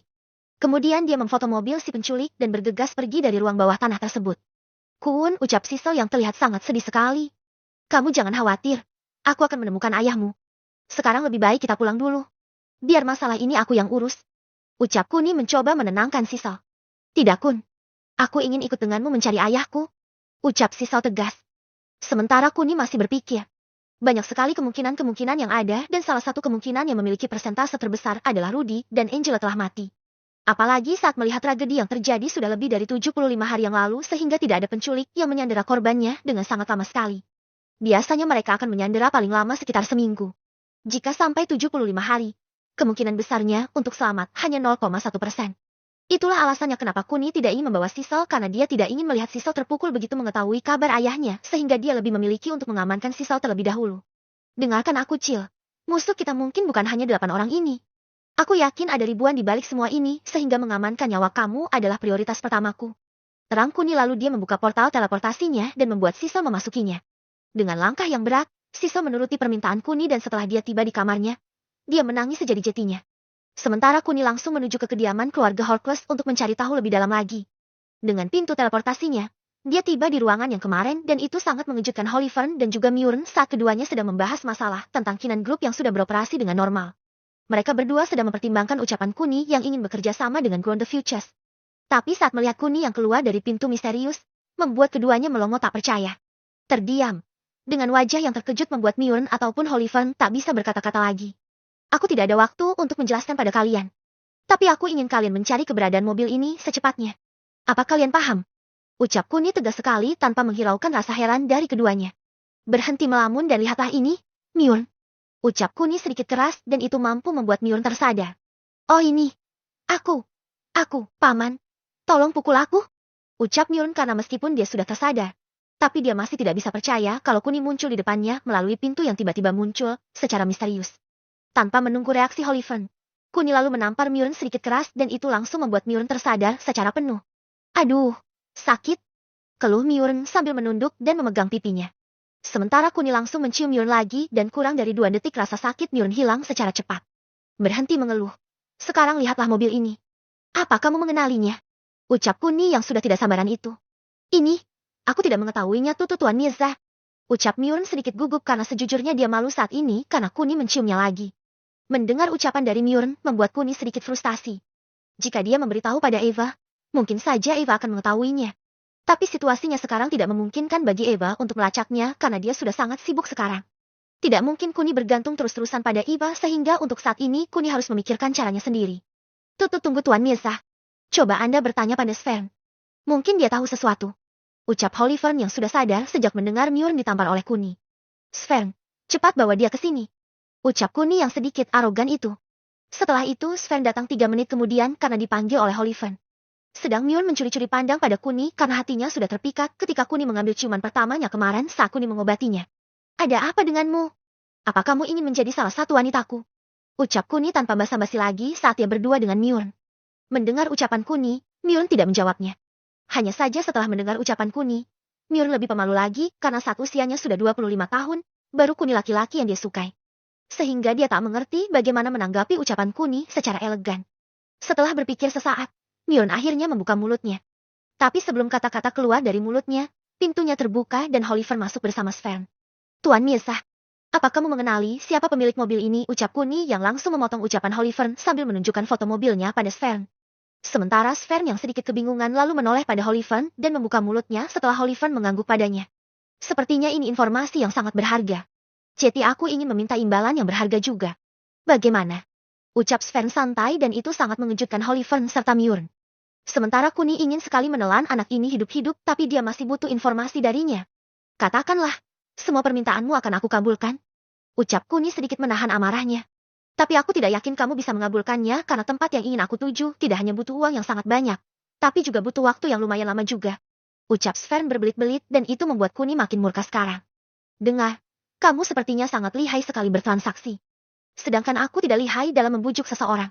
Tapi satu yang pasti bahwa aku bisa membunuhmu sekarang juga dan tidak akan ada yang bisa menyelamatkanmu. Apa kamu menginginkan kematianmu dengan cepat? Terang Kuni tegas sekali dan itu mampu membuat Sven sedikit ketakutan serta Myurn dan Oliver yang sangat ketakutan. Bagi Myurn dan Oliver yang sudah mengetahui kekuatan Kuni, mereka pantas takut pada Kuni. Tapi bagi Sven yang tidak mengetahui kekuatan Kuni, dia hanya takut pada ancaman Kuni yang ingin membunuhnya, sehingga dia tak berani membuka mulutnya lagi. Tuan Mirza, Sven masih sangat kecil. Jadi aku mohon ampuni dia. Aku akan menggantikan Anda untuk bertanya padanya. Apa Anda tidak keberatan kalau aku memegang handphone Anda? Terang Oliver yang langsung mendinginkan suasana di antara Kuni dan Sven. Terserah, tapi aku ingin cepat. Ucap Kuni tegas pada Oliver. Sven keponakanku, lebih baik bicara pada paman. Apa kamu pernah melihat mobil ini? Ucap Oliver lembut sekali. Mendengar pertanyaan pamannya, Sven masih tidak bicara dan terus menatap Kuni penuh dengan kebencian. Dari tatapannya, Sven melihat Kuni seperti bajingan yang merenggut nyawa kedua orang tuanya. Jangan pernah menatapku seperti itu. Sekarang katakan apa keinginanmu, maka akan aku kabulkan sekarang juga. Cepat katakan. Ucap Kuni sedikit keras pada Sven. Sementara Sven yang awalnya takut, kini dia tidak takut lagi. Bahkan dia menganggap Kuni seperti orang bodoh karena berani menantangnya. Bintang. Aku ingin pergi ke bintang yang ada di langit. Ucap Sven lantang karena dia yakin Kuni tidak akan bisa mengabulkannya. Mendengar teriakan Sven, Kuni hanya tersenyum meremehkan dan memunculkan pintu teleportasinya di hadapan Sven. Masukkan kepalamu. Ingat, hanya kepalamu dan sebentar saja. Setelah urusanku selesai, kamu bisa bermain di sana sepuasnya. Ucap Kuni menjelaskan pada Sven. Sedangkan Sven merasa terkejut karena tiba-tiba muncul sebuah pintu yang memiliki ukiran yang sangat indah di depannya. Meskipun begitu, dia ragu karena dia tidak yakin jika tempat di balik pintu itu adalah bintang yang dia inginkan. Apa yang kamu tunggu? Masukkan kepalamu seperti ini. Ucap Kuni lalu mencontohkannya. Saat melihat kepala Kuni menghilang, baik Myurn, Sven dan Oliver yang ada di sana terkejut lagi. Seolah-olah Kuni bisa bermain sulap, di mana kepalanya bisa putus dari badannya. Sementara Kuni yang tidak melihat Sven di samping langsung kembali dan menggendongnya untuk mendorongnya masuk dan itu membuat Oliver cemas dan ingin protes pada Kuni. Tapi niat itu langsung diurungkannya saat kepala Sven menghilang bersamaan dengan kepala Kuni. Lihatlah, ini adalah bintang. Apa kamu percaya sekarang? Ucap Kuni pada Sven. Sedangkan Sven takjub saat melihat pemandangan di sekitarnya. Hampir mirip seperti apa yang pernah dia lihat di video. Tapi dia tidak yakin kalau apa yang dia lihat itu bintang karena bentuknya berbeda. Jika dikatakan bintang, itu mustahil baginya karena bentuknya bulat-bulat tak beraturan. Ada yang besar dan ada yang kecil. Bukan segi 5 September RT yang dia lihat di gambar selama ini. Sudah cukup melihatnya, sekarang katakan padaku. Mobil milik siapa itu? Ucap Kuni sesaat setelah dia kembali ke ruangan yang sama. Bohong, itu bukan bintang. Pasti itu ruangan yang kamu modifikasi. Karena bentuk bintang tidak seperti itu. Ucap Sven masih tidak mempercayai Kuni. Mendengar ucapan Sven, membuat Kuni ingin sekali memecahkan kepalanya. Tapi saat mengingat waktu yang sudah lewat dari 75 hari, membuat Kuni kembali mengatur nafasnya sebelum dia berbicara pada Sven. Dengar Sven, bentuk bintang yang ada di sini itu hanyalah buatan manusia agar kita memiliki bentuk dasar bintang tersebut. Jika bentuk asli bintang seperti yang kamu lihat tadi dan itulah kenyataannya. Selain itu saat kita di sini, kita melihat bintang dengan jarak yang sangat jauh sekali. Sedang tadi kita melihatnya dengan sangat dekat sekali. Itulah penjelasan yang logis kenapa bintang yang kita lihat dan bintang dalam bentuk aslinya berbeda. Terang Kuni panjang sekali. Entah Sven mengerti atau tidak. Tapi Kuni berharap Sven mengerti, karena saat melihat Sven yang pandai bertransaksi itu membuat Kuni yakin kalau Sven anak yang sangat cerdas. Tapi aku tidak yakin jika itu bintang. Jika itu benar bintang. Bukankah aku bisa menelitinya? Tapi kenapa aku tidak boleh lama-lama di sana? Terang Sven yang sedikit menyangkal ucapan Kuni. Bukankah sudah aku bilang, kamu akan bisa melihatnya lebih lama lagi kalau aku sudah menyelesaikan urusanku. Sekarang katakan padaku, siapa pemilik mobil ini? Ucap Kuni sedikit lembut pada Sven. Kelompok sejuja. Mereka pemilik mobil tersebut. Ucap Sven lirih karena dia sedikit kecewa dengan Kuni. Mendengar ucapan Sven, Hollyfern dan Murn sedikit kebingungan. Karena setahu mereka, sejuja tidak memiliki warna mobil seperti yang ditunjukkan oleh Kuni. Sven, bukankah mobil sejuja berwarna merah hati? Lalu bagaimana bisa kamu mengatakan kalau itu milik mereka? Ucap Hollyfern pada Sven. Benar Sven, aku tidak pernah melihat mobil mereka berwarna hitam hijau seperti ini. Timpal Murn. Ini memang mobil mereka, tapi sudah 3 bulan yang lalu. Sedangkan paman dan kakak tahu yang berwarna merah hati. Mobil warna merah hati baru saja memasuki Ambirgo 2 bulan yang lalu. Aku masih ingat betul kalau tidak salah mobil itu masuk ke dalam perahu induk milik mereka yang menuju ke Pulau Mervan. Itu yang aku ingat dari mobil itu. Terang Sven lagi. Pulau Mervan? Apa kamu tidak salah dengar? Bukankah tidak ada yang pernah kembali dari pulau tersebut? Ucap Hollyfern yang sangat terkejut sekali. Pulau Mervan adalah pulau buangan untuk manusia-manusia yang sudah tidak memiliki keluarga serta anak yatim piatu.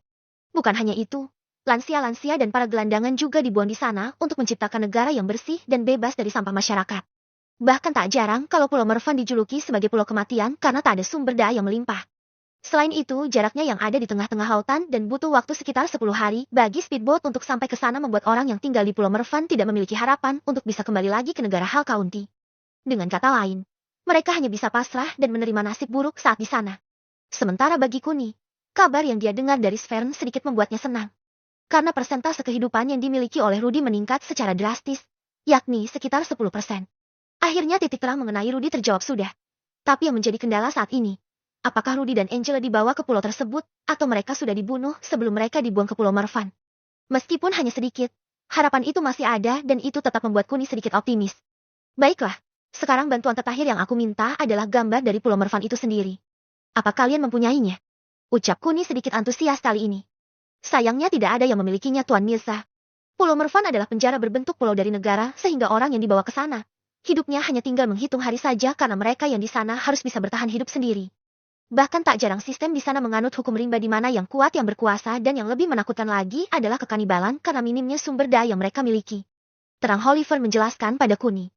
Saat Kuni sudah menemui titik terang, lagi-lagi harus kandas saat tujuannya mengalami kendala yang sangat tidak dia duga yaitu sebuah gambar yang dia butuhkan untuk bisa ke Pulau Mervan secara instan. Kalau begitu, cepat tunjukkan arahnya. Aku akan terbang ke sana. Ucap Kuni antusias lagi. Mendengar ucapan Kuni, lagi-lagi membuat Hollyfern tertunduk. Dia tak tahu harus menjelaskannya seperti apa lagi karena selain jauh.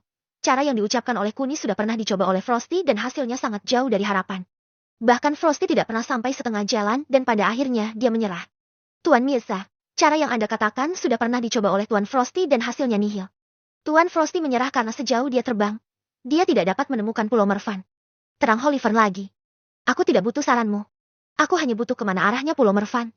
Itu saja. Ucap Kuni tegas. Ke sana. Lurus saja ke sana, maka kamu akan melihat Pulau Mervan. Tapi aku ingatkan, jangan lupa janjimu padaku, karena aku masih ingin meneliti bintang itu. Ucap Sven datar karena dia sadar. Semakin dia menahan Kuni, semakin lama pula dia bisa pergi ke tempat yang tadi. Setelah mendengar petunjuk dari Sven, Kuni lalu melihat pada Hollyfern untuk memastikannya dan Hollyfern mengangguk kecil tanda dia setuju.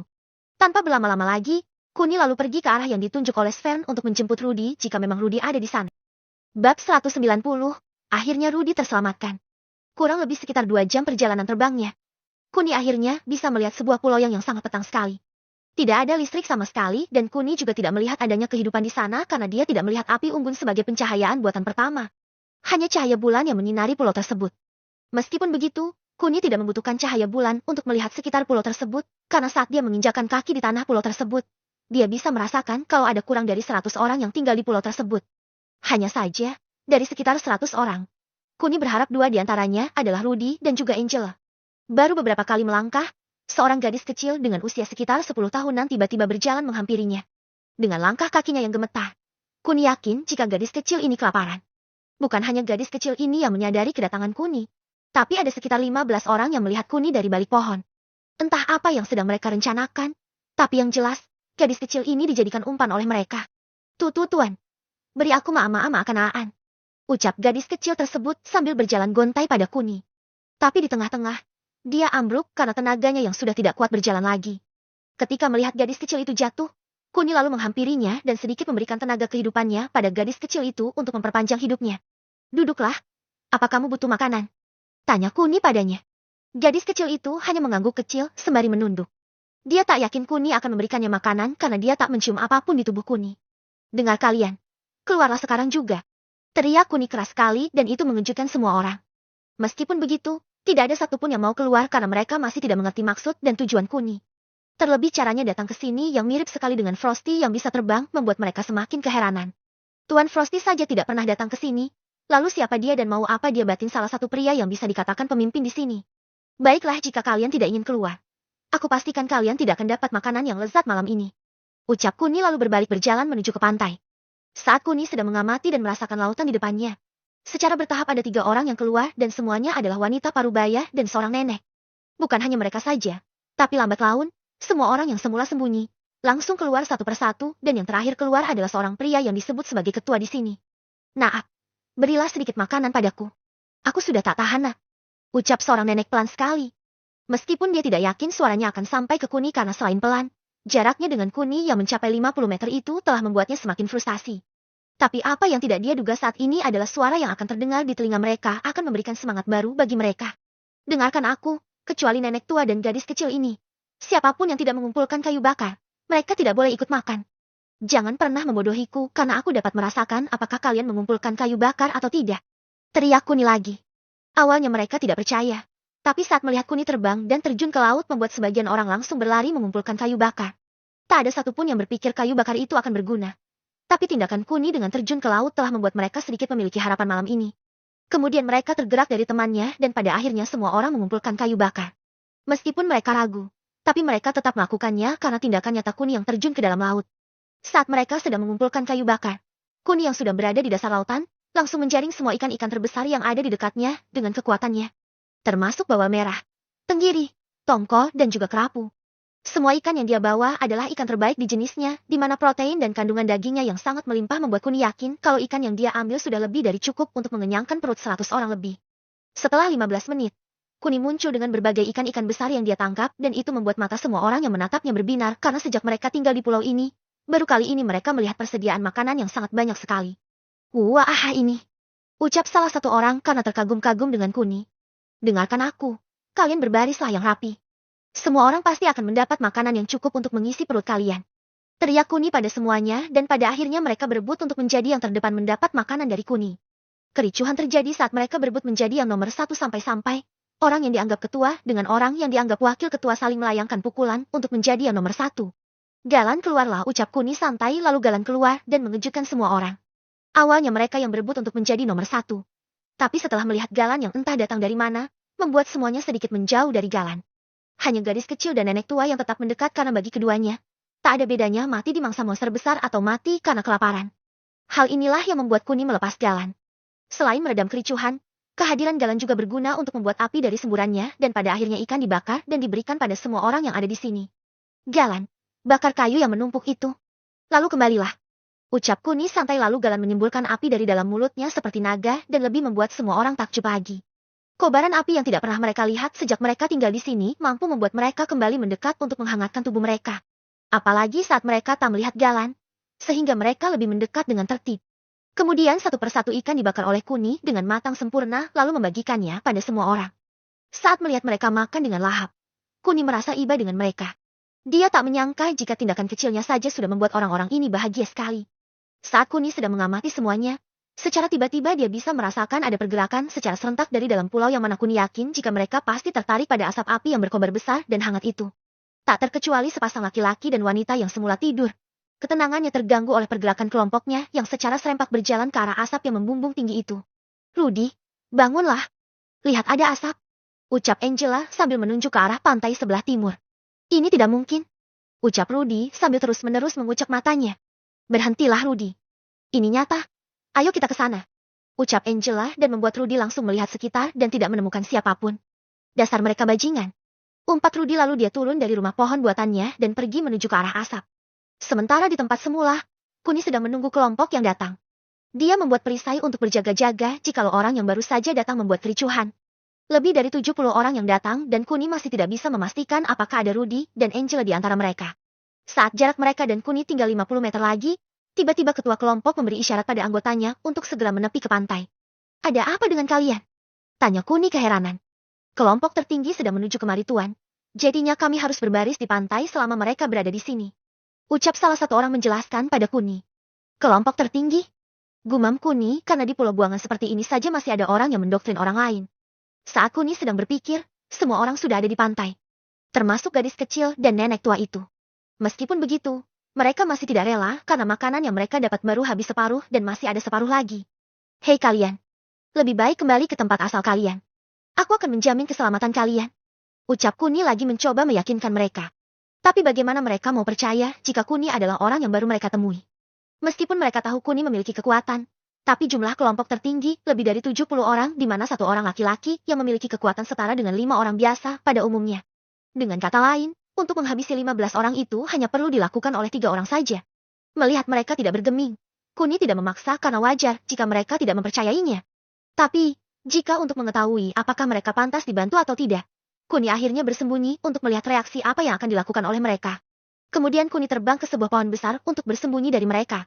Dan beberapa saat kemudian, kelompok tertinggi yang dimaksud tadi sudah tiba dan terkejut begitu melihat kobaran api yang besar. Apalagi mereka juga melihat ikan bakar besar-besar yang sengaja disiapkan oleh Kuni untuk menguji mereka, sehingga tanpa berbasa-basi lagi, mereka berlari keluar dengan wajah yang ceria dan penuh dengan kebahagiaan. Bukan hanya senang, mereka bagaikan di surga saat pertama kali melihat api dan ikan bakar. Berhenti kalian, jika kalian ingin makan. Maka carilah kayu bakar. Jika tidak, jangan harap kalian bisa makan. Ucap Kuni dengan suara gemuruh bagaikan hantu, sekaligus mengamati wajah mereka satu persatu dan membuat semua orang berhenti secara tiba-tiba. Saat mengamati, Kuni tidak melihat wajah Rudy dan Angela sehingga membuatnya sedikit kecewa. Meskipun begitu, dia masih tak ingin pergi karena dia berniat untuk menyelamatkan semua orang yang mau diselamatkan dari pulau ini. Siapa kamu? Apakah kamu pantas menyuruh kami kelompok tertinggi di pulau ini? Ucap ketua tersebut sambil menyombongkan kelompoknya. Kelompok tertinggi? Hahaha. Kalian lucu sekali. Hidup di pulau buangan dan kalian merasa masih lebih tinggi daripada yang lainnya. Sungguh naif sekali. Ucap Kuni dengan sengaja meledek mereka. Berdebah, siapapun kamu keluarlah. Hadapi kami kalau kamu memang jantan. Teriak ketua kelompok tertinggi yang menantang Kuni secara terang-terangan. Hahaha, siapapun yang berani menyentuh ikanku tanpa mengumpulkan kayu bakar terlebih dahulu, maka kalian akan menanggung akibatnya. Ancam Kuni serius, tapi mereka tidak mengindahkannya. Persetan denganmu. Ucap ketua kelompok tertinggi lalu dia mengambil ikan sisa yang paling dekat dengannya. Setelah itu, dia memakannya dengan lahap dan diikuti oleh lebih dari 20 orang lainnya. Sisanya berlari ke depan api unggun untuk mengambil ikan yang sengaja diletakkan di sana. Saat semua orang yang tak ingin mengumpulkan kayu bakar itu mau menelan ikan mereka, dalam sekejap saja langsung putus kepala mereka dan itu disaksikan oleh sisanya di mana rasa terkejut dan juga bergidik ngeri bercampur menjadi satu di kepala mereka. Lebih dari 40 orang mati secara serempak di mana 36 pria dan sisanya wanita mati dengan cara yang sama, yaitu kepala mereka putus dari badannya. Melihat tragedi di depannya, ke-15 orang yang semula tidak mempercayai Kuni kini lebih menghormati Kuni. Selain kekuatannya yang di luar nalar, sikap tegasnya mampu memutus batasan yang sengaja dibuat oleh kelompok tertinggi pada mereka selama bertahun-tahun. Itulah akibatnya jika kalian merasa paling hebat. Kesombongan yang kalian tunjukkan tidak pantas untuk. Ucapan Kuni tiba-tiba terhenti karena dia seperti mendengar suara Rudy di kejauhan. Jarak yang hanya tinggal 100 meter membuat Kuni yakin jika itu adalah Rudy. Sehingga dia langsung terbang ke atas tanpa sepengetahuan mereka dan benar-benar terkejut begitu melihat Rudy dan Angela sedang menuju ke arah perapiannya. Ayah teriak Kuni pada Rudy dan itu membuat Rudy terkejut. Kemudian Rudy berhenti dan mencari, sampai dia berbalik 360 derajat.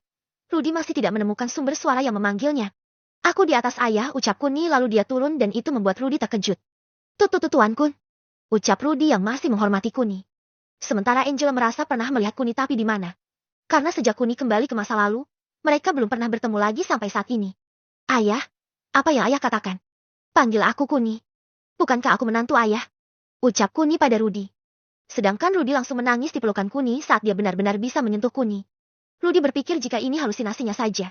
Tapi saat dia bisa merasakan kulit dan tubuh Kuni, langsung tumpah air matanya karena dia tak menyangka bisa bertemu Kuni lagi. Kemudian dia teringat dengan pulau yang ditinggalinya saat ini dan dengan seketika, dia berhenti menangis dan menatap Kuni. Kukuun. Apa yang kamu lakukan di sini?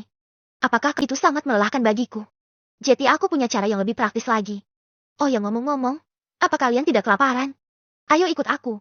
Kita makan dulu sebelum pergi dari pulau ini. Ucap Kuni lalu berjalan di depan. Sementara Rudy saling pandang dengan Angela. Kemudian mereka mengikuti Kuni di belakang. Setibanya di tempat Kuni, Rudy dan Angela terkejut saat melihat kelompoknya yang berdiri sambil memegang kayu di tangan mereka. Tapi saat melihat lebih jauh lagi, mereka lebih terkejut lagi saat melihat mayat bergelimpangan di mana keseluruhan kepalanya putus dari badannya. Meskipun begitu, Rudy dan Angela bersikap biasa karena kejadian seperti ini sudah sering mereka lihat, walaupun tidak sebanyak ini.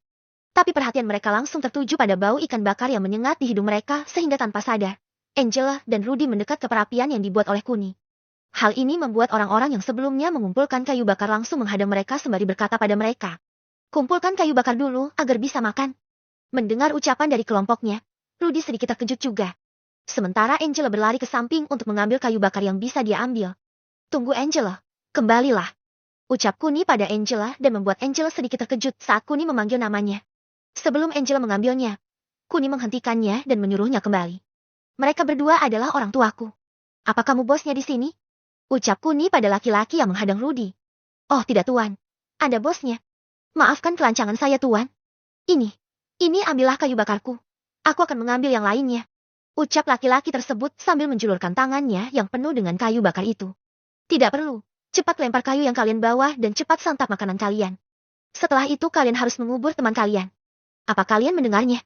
teriak Kuni pada kelompok tertinggi dan membuat mereka yang jumlahnya hampir 40 langsung melempar kayu mereka. Setelah itu Kuni memberikan ikan bakar pada mereka secara utuh dan itu membuat mereka senang sekali. Bukan hanya kelompok tertinggi, tapi ke-15 orang yang sebelumnya juga diajak kembali oleh Kuni dan membuat mereka senang lagi. "Ayah, Angela, ayo makanlah," ucap Kuni sambil memberikan 2 ikan bakar pada mereka. Meskipun setiap hari makan ikan, tapi saat menerima ikan bakar dari Kuni membuat Rudy ingin sekali meneteskan air matanya lagi. Kehidupannya yang serba mewah dan bisa dikatakan mampu memakan makanan apapun harus menerima nasib mereka dengan lapang dada saat mereka menjadi korban penculikan dan harus berakhir di Pulau Mervan ini. Tapi untuk saat ini, mereka baru bisa bernafas lega setelah melihat Kuni dan bisa makan ikan bakar yang tidak akan pernah mereka bayangkan. Ini enak sekali Kun," ucap Rudy sambil makan lahap sekali. "Ayah, makanlah pelan-pelan saja. Masih ada banyak sekali ikan," ucap Kuni sambil menunjuk sebuah kolam yang dia buat secara mendadak tadi. Melihat begitu banyaknya ikan, lagi-lagi membuat Rudy terkejut. Di tengah pulau seperti ini, kelompoknya saja hanya bisa memancing 5-10 ekor perharinya dan itu juga ikan kecil-kecil yang harus dibagi dengan puluhan orang. Selain itu, cara memakannya juga tidak selesat ini karena mereka hanya bisa memakannya dengan cara menelan mentah-mentah ikan tersebut karena tidak ada yang bisa membuat api di sini. Dan untuk air minum sendiri, rupanya pihak pemerintah negara Hal County telah membuat alat penyulingan modern yang mereka kembangkan dan membuat air tawar mengalir ke seluruh pulau. Meskipun begitu, penyulingan yang digunakan akan aktif saat siang hari dan pada waktu malam hari, alat tersebut tidak akan bekerja. Karena ini bisa dikatakan penjara buangan, sehingga mereka tidak langsung membunuh mereka. Tapi lebih tepatnya menghukum dan menyiksa mereka secara perlahan selama 2 bulan atau lebih. Karena tubuh manusia mampu bertahan hanya dengan mengkonsumsi air putih selama 2 bulan saja. Lewat dari itu maka kemungkinan besar mereka akan mati. Dengan menitikan air mata, Rudy menelan ikan bakar itu penuh penghayatan. Berbeda dengan Angela yang sudah tak bisa menahan kelaparannya sehingga dia benar-benar seperti orang primitif sekarang. "Oh Kun, ini enak sekali. Mungkin akan lebih enak jika ada minuman dan juga ayam bakar," celetuk Angela tanpa sadar dan itu mampu menarik perhatian semua orang. Melihat semua orang menatap ke arahnya, Rudy lalu menyenggol pada Angela. "Hentikan ocehanmu," ucap Rudy pada Angela. "Kenapa sayang? Bukankah wajar aku menginginkan semua itu?" ucap Angela yang masih tidak mengetahui perkaranya. Tapi mau bagaimana lagi? Semua orang di sini takut pada Kuni sehingga saat Angela mengatakan sesuatu yang sangat menyenangkan itu membuat mereka hanya bisa menelan ludah sambil membayangkan. Selesai makan, Kuni dihampiri oleh gadis kecil di awal sambil kedua tangannya membawa sesuatu untuk Kuni. "Tuan, terima kasih. Karena malam ini aku bisa tidur dengan nyenyak sekali. Meskipun hanya malam ini saja, tapi aku sudah bersyukur bisa tidur dalam keadaan perut yang kenyang," ucap gadis kecil itu tulus sekali. Sementara Rudy merasa jika dirinya adalah orang yang sangat jahat sekali karena dia tahu 2 bulan yang lalu gadis ini menangis sendirian. Tapi ketua kelompoknya tidak menginginkannya sehingga dia masuk ke dalam kelompok buangan. Bahkan saat di kelompok buangan ini, gadis kecil itu hanya bisa memakan sisa-sisa dari makanan orang dewasa. Hanya nenek tua tadi yang sedikit memperhatikannya dan tak jarang berbagi makanan dengannya. Sehingga antara nenek tua dan gadis kecil itu terjalin hubungan yang bisa dikatakan lebih erat dari yang lainnya. "Apa yang kamu katakan? Apa kamu tidak ingin ikut denganku kembali ke negaramu?" ucap Kuni yang membuat mata gadis kecil itu sedikit terkejut. Apa? Apa yang Tuan katakan itu benar?" ucap gadis kecil tersebut. "Tentu saja. Kamu akan aku bawa keluar dari pulau ini bersama dengan 15 orang yang pertama. Sedang untuk anggota kaum tertinggi, kalian tetap tinggal di sini." Ucap Kuni yang awalnya lembut pada gadis kecil tersebut, lalu dia berteriak pada semua orang yang ada di sekitarnya dan mengejutkan semua orang. Baik dari 15 orang yang pertama dan anggota kelompok tertinggi terkejut dengan alasan yang berbeda di mana 15 orang senang, sedang kelompok tertinggi sedikit kesal. Tapi saat tak melihat perahu di sekitar mereka, membuat kelompok tertinggi meremehkan Kuni dan menganggapnya telah membual dan itu didengar oleh Kuni. Dasar orang bodoh, batin Kuni, lalu dia berdiri dan berjalan di tengah-tengah kerumunan. Dengarkan aku. Kaum tertinggi boleh memiliki sisa ikan yang tersedia dan nikmatilah hari-hari kalian lebih bahagia lagi. Mulai malam ini kalian tidak akan kekurangan persediaan makanan selama berbulan-bulan.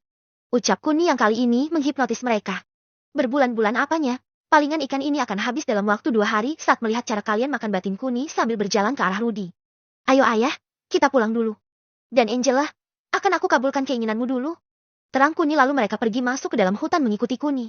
Setelah berjalan sejauh 50 meter dan memastikan tidak ada yang mengikutinya dari kelompok tertinggi, Kuni lalu membuka pintu teleportasinya dan membuat Rudy beserta yang lainnya terkejut. Ayo ayah, masuk ikuti aku. Jangan takut. Ucap Kuni lalu dia masuk duluan.